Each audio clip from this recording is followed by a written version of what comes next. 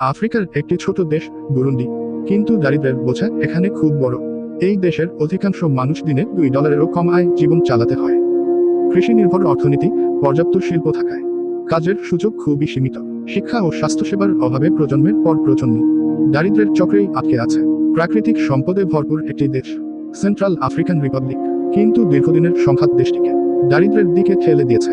রাজনৈতিক অস্থিরতার কারণে শিক্ষা ও চিকিৎসা ব্যবস্থা প্রায় ভেঙে পড়েছে। নিরাপত্তাহীনতা আর বেকারত্বে সাধারণ মানুষ প্রতিদিন টিকে থাকার লড়াই চালাচ্ছে। সাহারা মরুভূমির প্রান্তে অবস্থিত নাইজার ভুগছে তীব্র পানির সংকটে। অনিয়মিত বৃষ্টি ও খরার কারণে কৃষি উৎপাদন বারবার ব্যাহত হয়।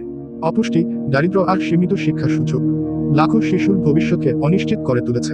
সুন্দর প্রাকৃতিক দৃশ্যের দেশ মালাউই, কিন্তু অর্থনৈতিক বাস্তবতা ভিন্ন।